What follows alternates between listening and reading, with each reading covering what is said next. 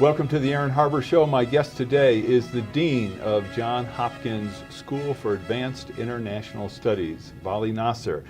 Dean Nassr, thank you for joining me. Thank you for inviting me. Oh, my pleasure to have you. An expert on the Middle East. I would love to talk about the Middle East. Let's talk a little bit about the school, though. I mean, you are certainly the SAIS. It has a tremendous national and international reputation. And being in Washington gives you an advantage over some of your competitor schools, as were. Right. You're right in the middle of diplomacy. That's right. Tell me a little bit about where the school's going these days. Well, this is a school that has trained generations of global leaders, and this is in fields of international affairs, diplomacy, but increasingly also dealing with critical global issues like climate change, energy, water, and the like. We have a strategic perspective about how our students ought to be able to deal with all of these issues under the same rubric, have capability to analyze, understand history, know languages, be able to be problem solvers, and be able to operate in a global environment. And ultimately, that's the direction in which the world is going, an integrated world with a lot of problems that cross over many traditional areas that we're concerned with. And I think that's what the world needs in the young, aspiring leaders coming up. Certainly, the leaders at the top of our country in Congress, in the House, and the Senate, in cabinet positions, the presidency on down, all need to have those skills. But my sense is most of them don't. And that when you look at different schools of international affairs, public affairs, that a lot of the graduates don't achieve or get to that level where they probably would benefit the country the most. Is that a special challenge, or is there an effort on the part of the school to encourage graduates to pursue paths which may help them get to that point where they can really make a much bigger difference? Well, we definitely would love for a lot of our students to go to public service, but when you have sequestration by Congress and government shutdown and the State Department or the Pentagon are not hiring, it's very difficult to tell people to go into public service. But then, nevertheless, a good chunk of our graduates end up working on Capitol Hill in various branches of the government, for the White House, for the military. And even though their bosses may have come through the political process and not know international affairs, they're nevertheless there to provide them with the right service so that the job of the U.S. government in international affairs is done. But the larger problem is outside of our school. And that is that how does the various branches of the government balance the political incentives and instincts of leaders vis-a-vis what needs to happen in order for America's interest in international affairs to be pushed forward. For instance, is it a good idea for us to have a trade deal with Asia? How do we do it? And then, as opposed to how it's going to play out in Middle America, and same with Middle East issues and the like. That's an issue that's larger than us. But we do try to play a thought leadership role outside of the classroom in Washington as well, where we have convening power to bring together academics, intellectual leaders, media, government folks, private sector together to at least to be able to discuss critical global issues outside of their work environment and perhaps come up with new ideas how to solve them. Is there a way to, I know that when Congress, there's a new election, in recent decades, Harvard, for example, has brought the freshman Congress to the university. And my sense is the number of attendees and the percentage has declined at that orientation, as it were, over time. Is there a way to better prepare our political leaders than what we're doing? And the contrast is, my experience with the military, I'm always amazed at certainly how well prepared, how well educated, how well informed our military leaders are. I don't see that with our political leaders. How do we address that challenge, and how can the school contribute to that? Well, you see, for military leaders or for people in the State Department or the CIA, foreign affairs is part of their day job.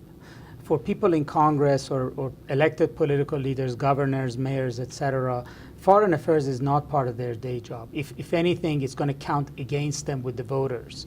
And therefore, they only deal with it when there is a problem they need to solve.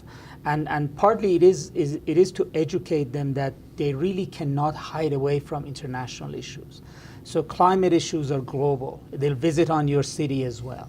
Or energy prices ultimately affect you as well. So you better have a handle on these. Or that there are some of the problems you're encountering here are solved in a different way successfully elsewhere. Don't you want to know about them?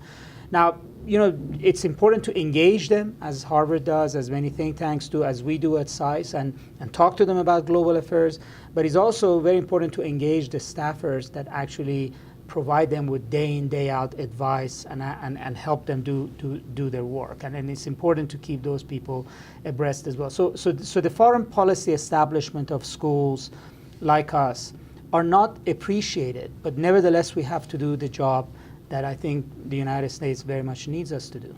You're a foreign policy expert. And you're engaged in a number of ways in national and international organizations, providing leadership. Do you think U.S. foreign policy is broken?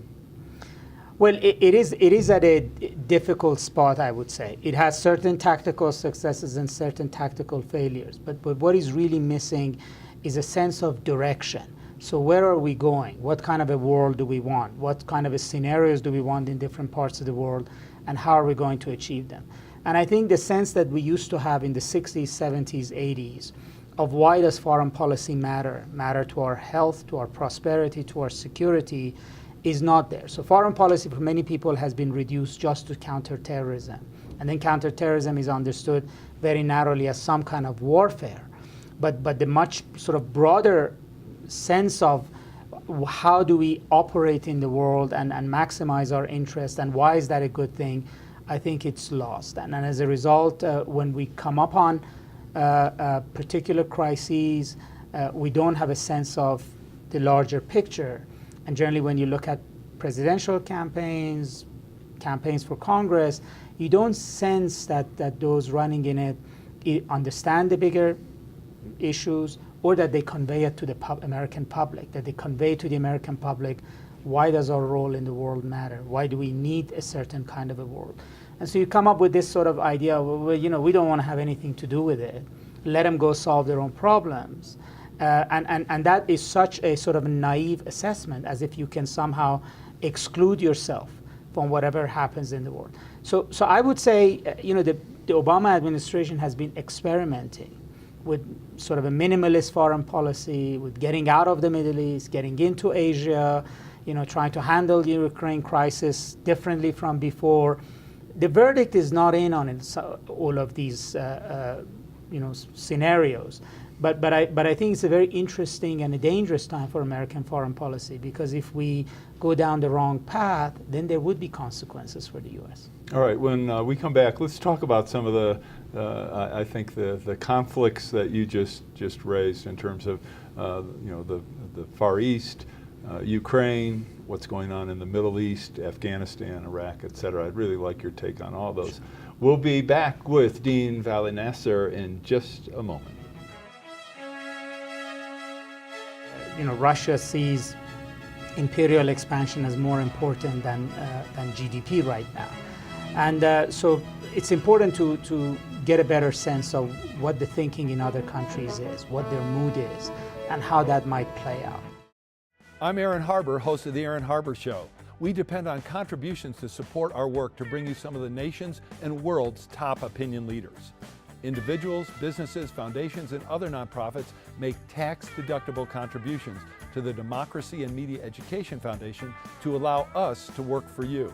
To find out more or to make a donation, please go to dmefd.org. Thanks for watching the show and for your support. I'm Aaron Harber, host of The Aaron Harber Show. You can follow the show on Twitter and find us on Facebook to get all the latest updates, see behind-the-scenes photos, and make comments and ask me questions. You can see episodes before their TV broadcast, so like the show today. Your opinions, ideas, suggestions, and criticisms related to guests, topics, questions, or the host are welcome. Please send an email to producer@harbortv.com. Welcome back to the show. I'm with Dean Vali Nassr, head of the SAIS, and do you say, just say We say SAIS. SAIS, head of SAIS at the Johns Hopkins University. So we were talking about different areas of conflict. When you look at any of these, so let's start with Ukraine.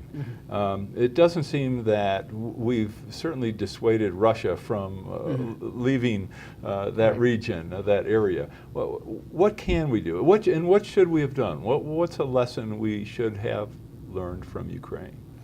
Well, first of all, there's a larger issue that the ideas that we had that globalization is going to bring the world together, and that old ideas of nationalism and expansionism and imperial ambition are going to go away, and countries are going to only be guided by the desire to prosper, and that means more engagement with Wall Street and the United States, is actually not correct. That, to our chagrin, Russia sees imperial expansion as more important than GDP right now, and so it's important to get a better sense of what the thinking in other countries is, what their mood is, and how that might play out.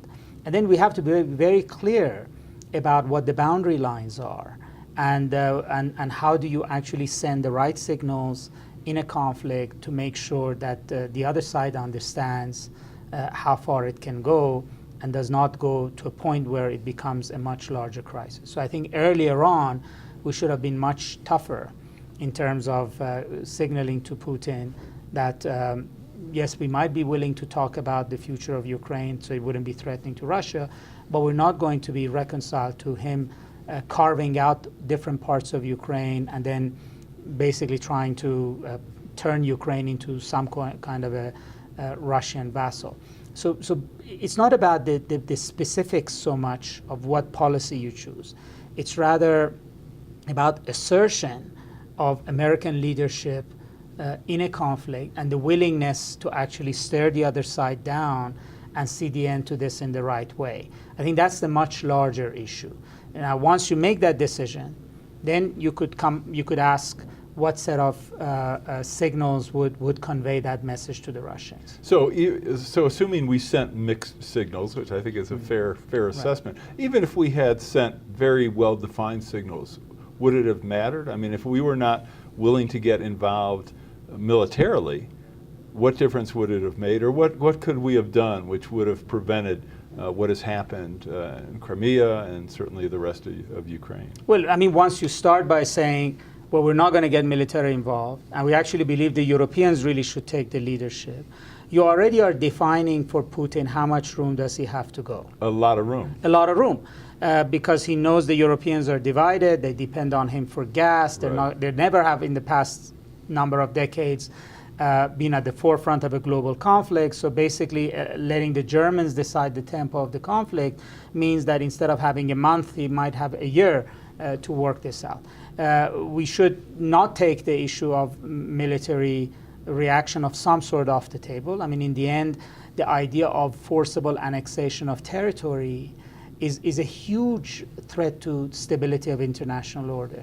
The United States put together a coalition to prevent Saddam Hussein doing that in Kuwait. I mean, you could say perhaps Saddam's historical claims to Kuwait were stronger or equally strong as Russia's claims to Crimea. But if you were willing to put together a coalition to actually drive Saddam out of the Kuwait, but here you have basically, in a de facto way, already accepted Crimea going to the Russians. The question is, what else is it going to take? So that provides a very powerful signal. But this all came because we were not resolute in our own minds about what role foreign policy or international stability or European stability plays. So I mean, if we said that we're going to focus on Asia, and Europe and the Middle East really don't matter that much, and the conflicts there don't matter that much, and if you start with that kind of a mindset, then you're not likely to react in time. And I still think Putin has to understand very clear red lines. He really has to take a U.S. position seriously. But he doesn't. I mean, I think, isn't his read of the U.S. really quite accurate? He sees the country as one that has moved toward in an isolationist manner, whose population is not enthusiastic about engaging anywhere militarily, and he feels he has pretty much free reign. Well, I wouldn't call the U.S. isolation, I would call it minimalist. We're not withdrawing from the war, we just don't want to take leadership in its affairs, and this is a very different conception. Secondly, I think actually it's really up to American leaders to bring the public opinion with them. You cannot lead from behind the polls. You have to actually lead the polls. And I think some of this perception didn't happen on the ground in Russia, it happened in Syria. So when we basically said, you know, however catastrophic Syria is, we're not going to get involved.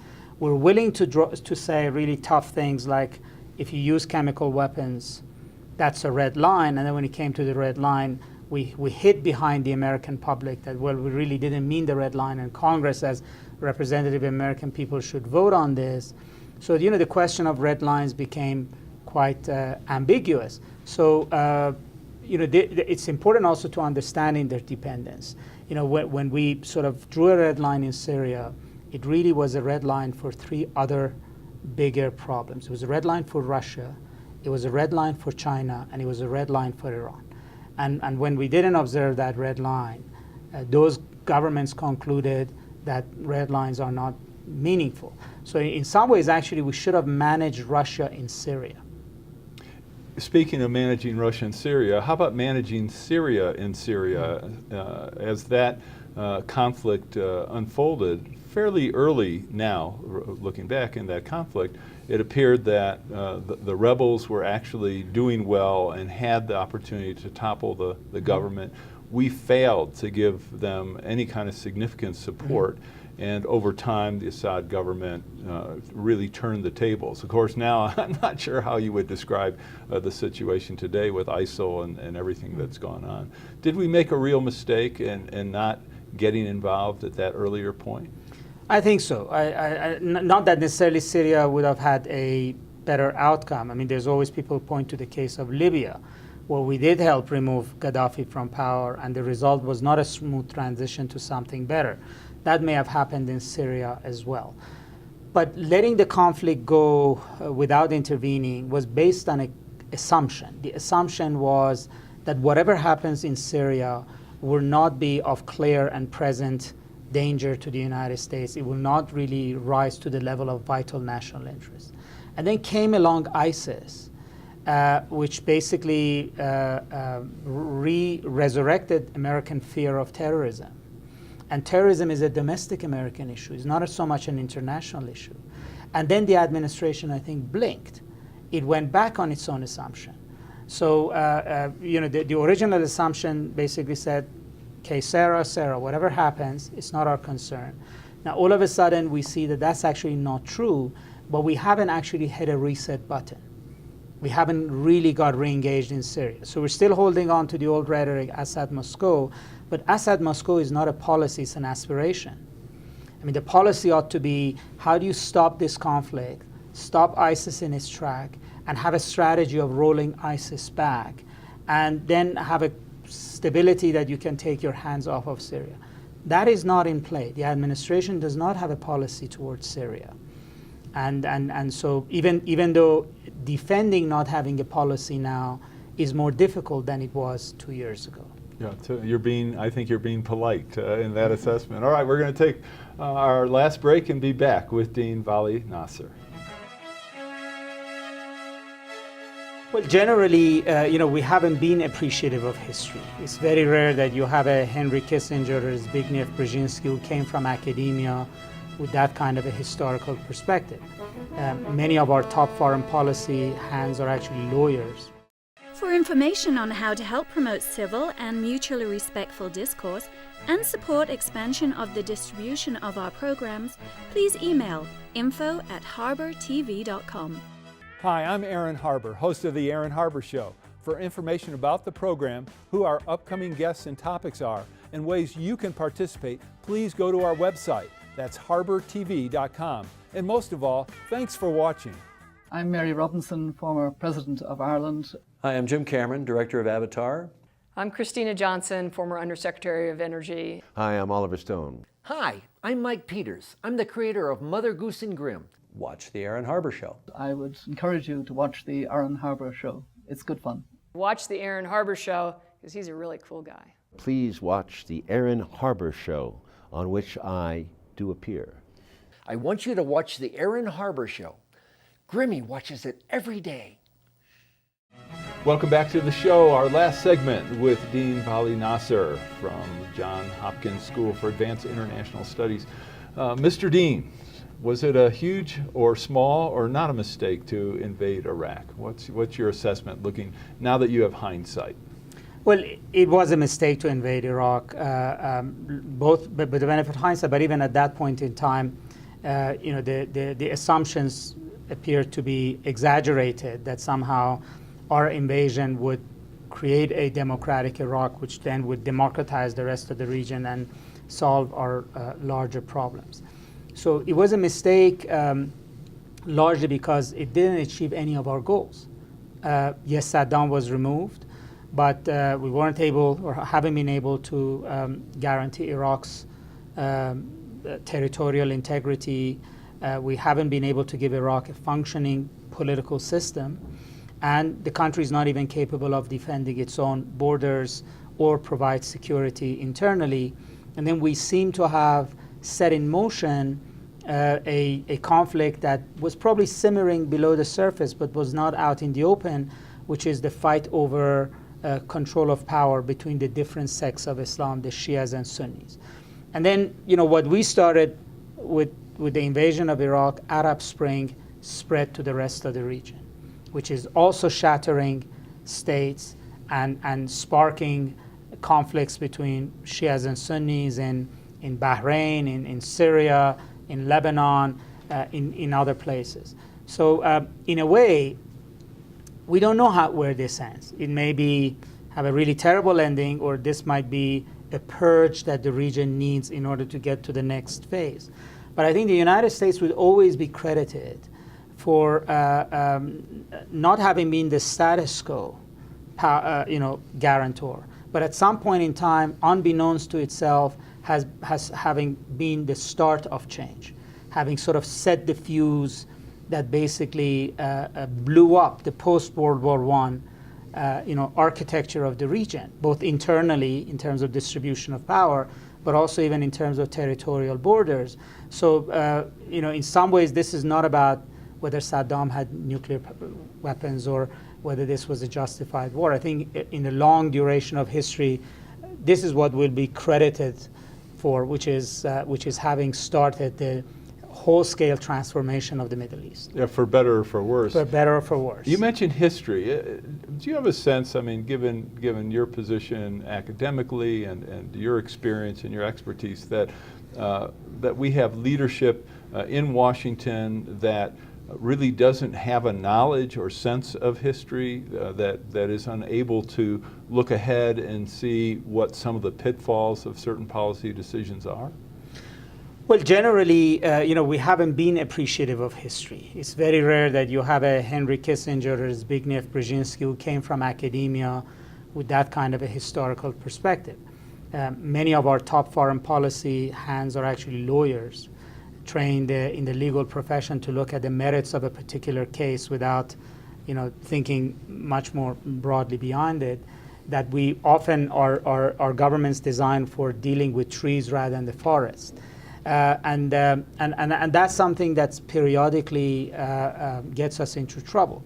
Not understanding the way in which World War I calcified the Middle East in an imperfect balance between minorities and majorities, unsettled borders, and dictatorships, and not understanding that to many things in this region there is an antecedent, there is a historical perspective that visits. But that's a trait of American foreign policy. We're short of memory.